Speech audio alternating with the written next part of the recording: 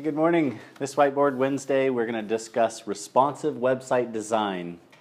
And websites in general, you've got your desktop version. It looks great on a big, giant screen. Well, now everybody's using mobile devices. And when they're doing searches and just cruising around on social media and clicking on your website, mobile usage has surpassed the desktop usage. And so it's really important that your website really caters to the mobile users if you want to engage with them and convert them to clients.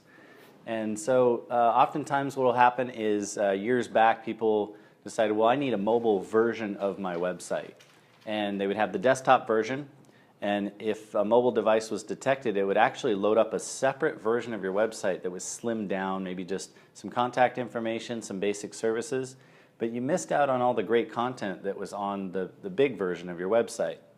And Google is indexing those websites, and they're trying to deliver the content that in the search results that's going to be presented once they get there. So those mobile versions of your websites actually are doing you harm in search engines because the content isn't there. And they're indexing all versions of your website. So in today's best practice, you really want a responsive website design. And what that means is you have your big nice layout on your desktop computer, and you might have 3 columns on your home page or wherever it is. And when you get on a tablet, those 3 columns might auto adjust, and maybe only 2 columns fit in the layout, and the 3rd or 4th one has kind of fallen in line. As you get on a mobile device, you might notice that everything kind of collapses down. It's the same content, but the layout has changed, and when you have 2 columns, 3 columns, they auto adjust for the screen size. A couple other things that happen with responsive website design. You've got your desktop version, and let's say you have a navigation that runs all the way across the page, and it's great for desktop users. They've got a big enough screen to handle that.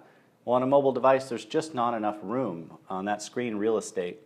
So you'll notice on mobile devices, sometimes that menu will collapse, and it'll go into a little menu you can click on, and it expands down into more of a finger-friendly menu. So this is considered responsive website design. It's catering to the user on the device that they're currently using. And all the same content is there, so they're not missing out on any content. They're actually getting the full experience with the best layout possible on the device that they're using. One other thing that is an advantage to responsive design is that people really want to get the information quickly. So even if you've done the responsive website design, you really want to cater to people who are just really impatient. And stats show as of 2017, about 40% of your users, if they have to wait more than 3 seconds, they're going to bail out on your website. And so you're missing out on a large chunk of potential customers. So there's a accelerated mobile pages is some code you can install on your website. And what it does is it actually prioritizes what loads. And so it's going to load the heading of your article and the image and the actual body of that content first before it bothers with menus and ads and all that fluff that's on your website. So the experience is when they click from a search result or a social media and they get to your website, it appears as if it's instant. That content is ready to go and everything else is loading second. It also detects the layout of your page, and it knows what it's going to look like before it even loads. And so it can start loading content really quickly. Oftentimes you'll see pages that don't have accelerated mobile pages code installed, that the layout will start to load. You have this half-loaded website, and then as more things load, things start rearranging. It's very frustrating when you're trying to click on something and it's moving around. And that's because that whole page is trying to load all the ads and the layout and any other things you have maybe that are below the fold.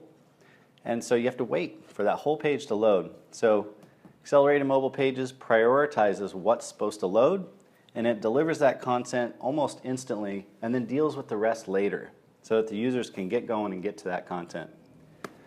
So it's really important to have a responsive website design, deliver the full content of your website on any device, let that layout auto adjust to the screen size. There's platforms like WordPress and Squarespace. The themes right out of the box are responsive, so you don't have to do a lot of work to make your website responsive. If you pick a nice theme it's going to have all of that code built in where the menus collapse and layout auto adjusts. So if your website isn't mobile friendly, isn't responsive, I advise you to go out and consider redesigning your website, make it responsive, and install that accelerated mobile pages tracking code. And that's today's Whiteboard Wednesday.